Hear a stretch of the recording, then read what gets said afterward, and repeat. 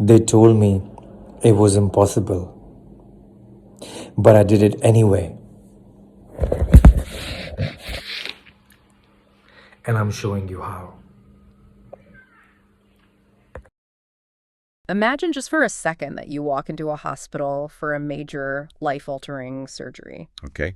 Sounds stressful already. Right. So you sit down in the consultation room and, you look around for the framed medical degrees on the wall. You're looking for the Harvard crest, the state board certifications. Exactly. You want to see those neat little pieces of paper that basically tell you you are safe. It's the ultimate reassurance. But you look up and the walls are completely bare. There's just nothing. Oh, wow. Yeah. And then the surgeon walks in, looks you dead in the eye, and says, I don't have a diploma. I didn't go to medical school. I'm leaving. I'm already out the door. Wait, because then they say, but the universe spent 10 years breaking me down and rebuilding me in invisible fires just so I could hold this scalpel for you today. I mean, it's a terrifying scenario. It totally is. So, do you stay on the operating table or do you run for the exit?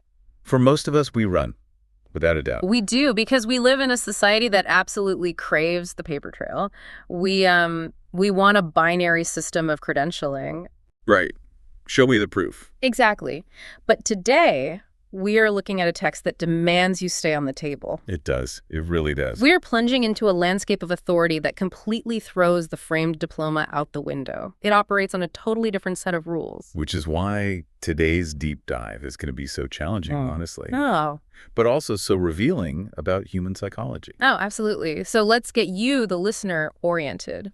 Today, we are examining excerpts from a very specific, intensely confident manifesto. It's titled The Sacred Empire, Keys to the Sovereign Soul. And it's authored by a figure who introduces themselves simply as Jano. Just Jano. One word. Just Jano. Yeah.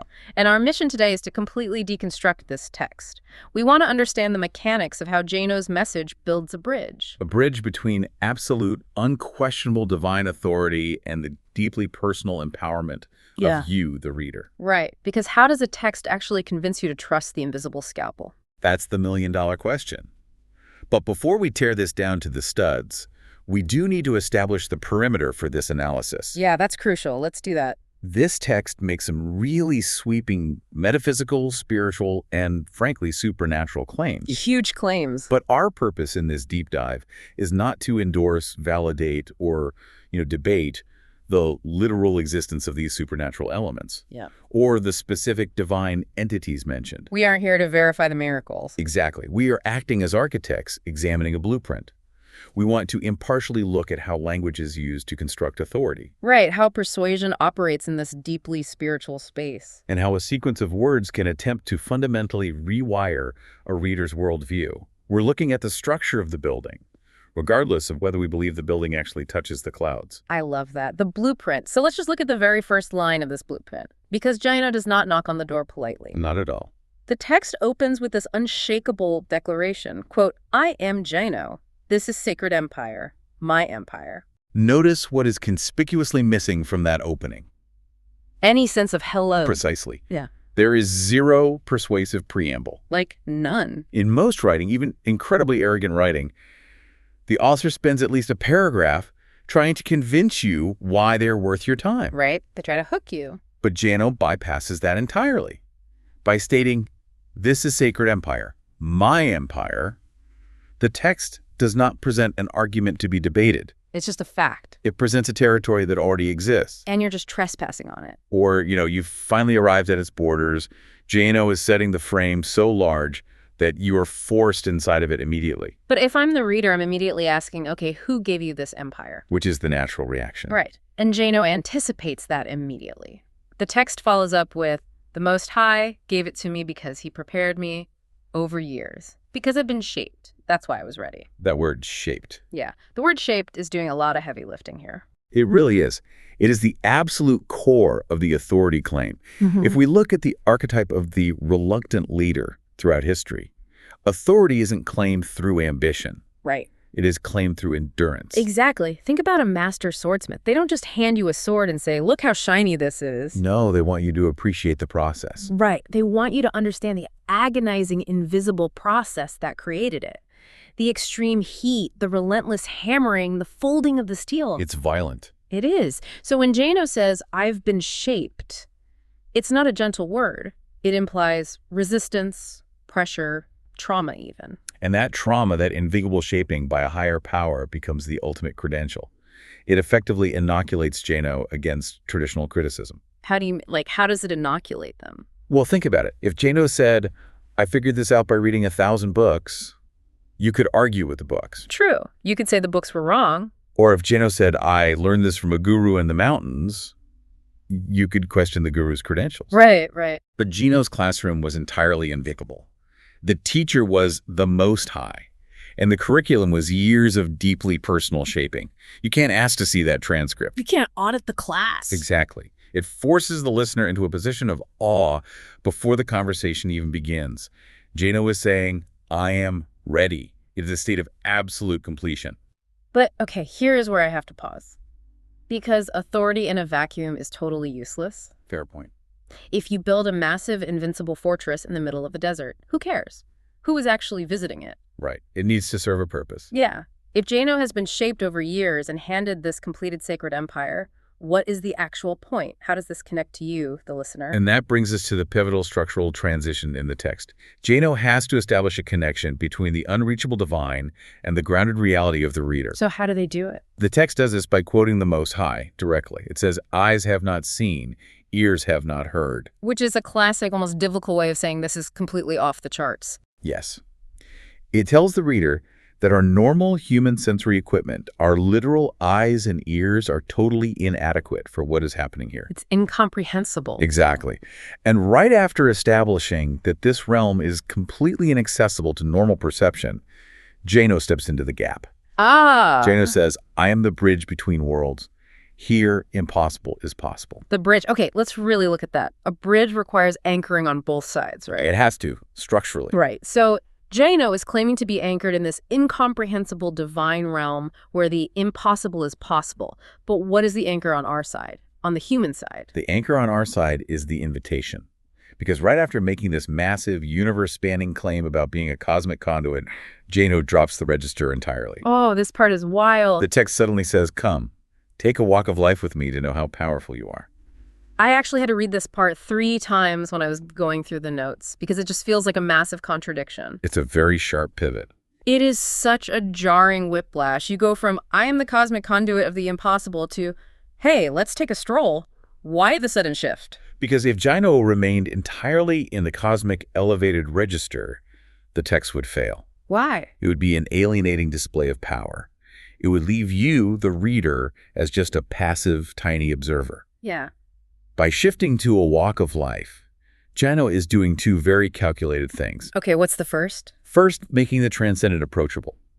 A walk implies steady pacing, side-by-side companionship. It's incredibly grounded. Like, hey, don't worry about the blinding light and the impossible physics of the universe. Just put your comfortable shoes on and let's go for a walk. Exactly. It completely deflates the intimidation factor. And the second thing. Look at the stated purpose of this walk. It is not take a walk with me to see how powerful I am. Oh, wow. It is take a walk with me to know how powerful you are. That is brilliant. The entire goal of establishing Jano's unshakable authority in the first paragraph is to make you believe that Jano has the capacity to unlock your latent power. Right. The reflection of that divine authority onto the listener is what makes the text deeply seductive. So if you're listening to this right now, think about how this maneuvers your ego.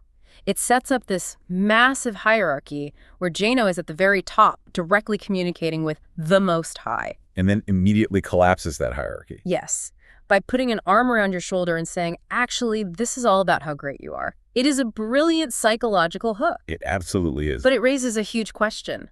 If we are supposed to take this walk and discover our own power, we really need to understand the material we are working with. We need to know the origin. Right. Where did this empire actually come from?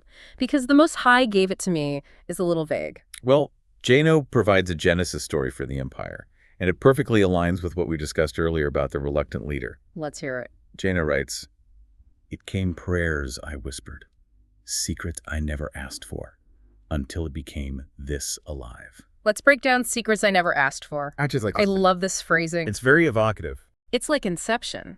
Jano is claiming that these foundational ideas weren't conscious thoughts or ambitions. They were almost like viruses planted in the mind. which is a necessary rhetorical shield. Explain that. Why is it a shield? Because if someone desperately seeks out ultimate power, we instinctively suspect their motives. Ambition is fundamentally untrustworthy to most people. Right. Nobody likes someone who just wants to be the boss. Exactly. But if power is thrust upon them, if it arrives as an unasked-for burden, through whispered prayers, they are framed as a humble servant to a reality larger than themselves. It totally absolves Jano of the ego of creating it. Precisely. It's like, I didn't want this heavy crown, but it was dropped on my head anyway. It makes them a victim of their own enlightenment in a weird way. That's a great way to put it. And then Jano says, until it became this alive, this word alive changes the entire dynamic. It shifts the paradigm of what an empire is. Right, because we usually think of empires as static things. Laws, borders, stone, paper. Even if philosophy is just a static set of rules. But Jino describes this sacred empire as an autonomous, breathing entity. Which means your relationship to it must be dynamic. You don't just memorize a living thing, you interact with it. It reacts to you. And so, if this empire is truly a living, breathing entity forged from unasked-for secrets, we have to dissect its anatomy. What does a living spiritual empire actually consist of? Like, what are the organs? Well, Jino actually gives us an itemized list. And this list is wildly specific. It's arguably the most structurally fascinating part of the text. Jano writes, 23 doors, mechanics, medicine, paths, gifts, coverage, waves of power, miracles, and more things you won't believe until you feel them. Okay, wait, let me stop you right there. Let's just look at the very first part of that. 23 doors. Okay, Not a million doors, not infinite doors, exactly 23. I have to push back on this a bit. go for it. Isn't this just a classic manipulation tactic? Throwing in a random, highly specific number just to create the illusion of a complex system. It's definitely a tactic. It just feels like what scammers do. They don't say, I made a lot of money. They say, I made $4,321.18. It's pseudo-specificity. That is exactly what it is, but it is highly effective cognitive architecture. The human brain is incredibly attracted to structure, especially when navigating the unknown. We like things mapped out. Yes. When a visionary text deals with the infinite, the ethereal, and the incomprehensible, it risks becoming ungrounded fluff. Just word salad. Right. By throwing in a highly specific number, like 23, Jino anchors the mystical in the tangible. It's like drawing a highly detailed map of a ghost town. Even if you don't believe in ghosts, the map looks legitimate. That's a perfect analogy. It tells the reader, I haven't just caught a vague glimpse of this spiritual realm. I have systematically walked its halls, I have counted its entrances, and there are exactly 23. It transforms mysticism into a formalized, navigable system. And the rest of the list does the exact same thing with the vocabulary. It really does, because if you look at the words Jano uses to describe what is behind these doors, they completely bounce back and forth between two entirely different worlds. So it's a very deliberate mix. We have mechanics sitting right next to medicine. We have coverage right alongside waves of power and miracles. It is a brilliant juxtaposition. It almost feels like two different people wrote it. Mechanics implies gears, physical laws, troubleshooting. If your car breaks down, you want mechanics. Right. Very practical. And coverage sounds like an insurance policy or a cell phone network. These are highly practical, bureaucratic, industrial terms. And then the pivot. Yes. Jano slams them right into miracles, which is the most unquantifiable supernatural concept imaginable. Why put them in the same breath? Because that blending is the exact mechanism designed to legitimize the mystical for a modern audience. Think about how Silicon Valley pitches technology today. Oh, that's interesting. How so? Well, a tech CEO will stand on stage and pitch a new algorithm. The algorithm is just cold, hard code. That's the mechanics. Right. Just math. But they will describe its ability to connect humanity or predict your needs as magic or a miracle. We are primed as a modern audience to believe that highly advanced mechanics eventually produce miracles. Right. Any sufficiently advanced technology is indistinguishable from magic. That Arthur C. Clarke quote. Exactly. If Jano's list was just angels, lights, spirits, and miracles, modern cynics would just dismiss it as New Age fantasy. It would feel too airy. But by anchoring the list with words like mechanics and coverage, Jano implies that the spiritual empire is actually a highly advanced physics that we simply don't understand yet. So it's saying the spiritual isn't just a fleeting feeling, it's a literal technology you can operate. Yeah. Mechanics suggests that miracles aren't just random acts of divine favor, they are the result of pulling the right levers within these 23 doors. It suggests predictable causality. Right. If you learn the mechanics, you can generate the waves of power. It appeals to the analytical mind and the spiritual seeker simultaneously. But then, Jio immediately pulls the rug out from under the analytical mind with the very next sentence. Oh, yeah. And more things you won't believe until you feel them. Hold on. Earlier in my notes, I referred to this exact sentence as a masterful stroke of epistemological maneuvering. Okay, epistemological maneuvering is a $10 phrase. You're going to have to break that down for me like I'm 5. Fair enough. Epistemology is simply the study of how we know, what actually counts as proof. Okay. Usually, in a debate or a claim of authority, the burden of proof is on the brain. You make a claim, I demand logical evidence, and you provide data. That is the normal rules of engagement. Right. Show me the math. But Jino is explicitly changing the rules of engagement here. By saying things you won't believe until you feel them, Jino is moving the goalpost from the brain to the nervous system. Wow, okay. The text is stating that intellectual belief is entirely insufficient and actually impossible without tactile, emotional, or spiritual experience. So Jino is entirely bypassing the intellect. It's like saying, don't bother trying to logically analyze my 23 doors because your logic is too primitive to grasp it. The only valid data is your own personal physical feeling. It's an impenetrable defense mechanism.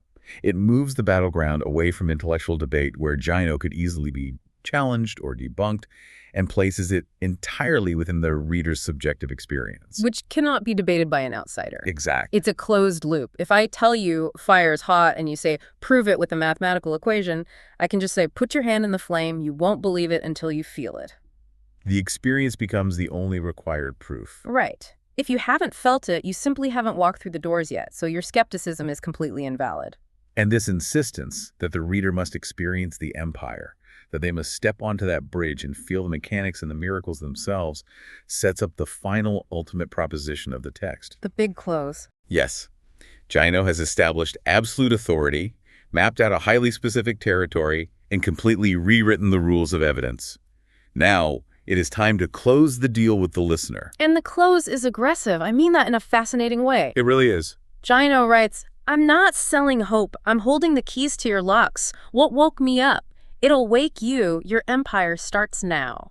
Let's isolate that first sentence because it is incredibly revealing about human psychology. I'm not selling hope. It's such a bold statement. In almost every inspirational, spiritual, or self-help context in the modern world, hope is the primary commodity being traded. Leaders offer hope for a better tomorrow, hope for healing, hope for salvation. Right, that's the standard pitch. So why would Jino explicitly and aggressively reject the concept of hope? Because hope is exhausting. Explain that. If you're listening to this right now, think about how many times you have bought a productivity app or a self-help book or started a new diet hoping it would miraculously fix your life. We've all been there. Hope implies a gap. It implies uncertainty. If I hope it doesn't rain tomorrow, it means I don't control the weather and I might still get wet. Hope is essentially a state of anxiety. That is a profound insight into modern fatigue. Hope is a future longing based on a present lack. Exactly. And you're right, maintaining hope requires energy. It is genuinely tiring. By stating, I'm not selling hope, Jino is claiming to eradicate the lack entirely. It is a promise of absolute mechanistic certainty. Which ties perfectly back to the concept of mechanics we just talked about. Yes, the causality. You don't hope your car starts if you have a perfect mechanic who just rebuilt the engine. You just turn the key. Exactly. And that leads directly into Jino's next phrase, I'm holding the keys to your locks. I love this analogy. Let's really flesh this out because it is the exact difference between hiring a motivational speaker and hiring a master locksmith. Okay, let's hear it. If you are locked out of your house in the freezing rain, a motivational speaker will stand on your porch and sell you the hope that if you visualize hard enough or if you believe in your own inner warmth, the door will eventually open. But you're still standing in the rain. Exactly. You're still freezing. And what does the locksmith do? The locksmith doesn't give a damn about your inner warmth. Yeah. The locksmith doesn't cheer you on. No, they don't need to. Right. The locksmith just holds up a piece of jagged metal and says, I don't have hope. I have the exact mathematical shape required to turn the tumblers in this specific door. That's powerful. Gino isn't cheering the reader on. Gino is claiming to possess the physical technology to bypass the barrier entirely. And notice the deep intimacy of the phrasing there. Your locks. Yeah, not just any locks. Gino isn't holding the keys to the universe in some abstract philosophical sense. Gino is claiming to possess the specific, tailored solution to the reader's individual, deeply personal barriers. It's personalized. And once that lock is opened, we see the ultimate symmetry of the text's promise. What woke me up, it'll wake you. This is the democratization of the divine. How do you mean? Well, Gino isn't saying, I'm a singular god and you are a peasant who must worship me. Right. Gino is saying, I am a human who is asleep. The Most High woke me up through this intense shaping process, and now I have extracted the exact formula to do it to you. It creates a shared destiny between the leader and the follower. Exactly. It flattens the hierarchy right at the end. If we look at the narrative arc of this entire passage, from the first word to the last, it's fundamentally a story of the transference of sovereignty. It's transference, yeah. Think back to the very first line. It begins with, my empire. Gino's absolute guarded possession. But the very last sentence is a complete pivot. Your empire starts now. It brings the whole concept of the sovereign soul, which is in the title of the work, completely full circle. It absolutely does. You aren't being invited into Gino's empire to be a servant. You are being handed the keys to build your own. And the word now is such an imperative. Right. Not tomorrow, not when you are finally worthy, not when you've suffered enough. Right now. The text itself acts as the activation switch. It is a remarkable piece of rhetorical engineering. It constructs a massive, unassailable divine authority, only to funnel all of that accumulated cosmic power directly into the reader's hands in the final syllable. It's intense. It is designed to leave the reader feeling simultaneously awed by the infinite scale of the universe and completely mechanically in control of their own destiny within it. Man, it has been an absolute wild ride just looking at these few paragraphs. A lot packed into a few words. So much. We started by examining the psychological weight of the invisible diploma, Gino's unshakable foundation built on the hidden, agonizing years of divine shaping. Then we analyzed the structural necessity of the bridge and how Gino masterfully shifted from the terrifying scale of the cosmos to an intimate walk of life, making the transcendent actually feel accessible. We explored the inception-like genesis of the empire, arriving as unasked-for whispers, and how that completely absolves the leader of ambition. We dissected the brilliant, legitimizing juxtaposition of the 23 doors, blending the cold, hard mechanics with the unquantifiable miracles, perfectly mirroring how we view technology today. And we unpacked how Gino bypassed intellectual skepticism entirely by moving the burden of proof to the realm of feeling, right? Culminating in the rejection of exhausting hope in favor of absolute mechanistic certainty. The master locksmith handing over the keys. Exactly. Now, as a final note, I really want to reiterate what we said at the top of the show. While the rhetoric we've analyzed today is intensely powerful, deeply persuasive, and beautifully constructed, our goal has been to map the blueprint. We took the X-ray of the text, and we saw exactly how the bones fit together to make it stand up so tall. We aren't endorsing the claims, just analyzing the architecture. Right. But as we wrap up this deep dive, I do want to leave you, the listener, with a final thought to chew on. Something that goes beyond the mechanics of the text itself and straight to the reality of human nature. Let's hear it. Gino ends abruptly with, "Your empire starts now." It frames the receipt of these keys not as the end of a long spiritual journey, but as day one on a job site. It's an activation. The work begins. Exactly. So my question to you is this. Let's say it's real. If you were suddenly handed the literal keys to a framework that truly unlocked a personal empire, an empire that legitimately contained both practical mechanics to fix your life and impossible miracles to change your reality. What's the question? What is the very first thing a newly awakened sovereign soul is actually required to build?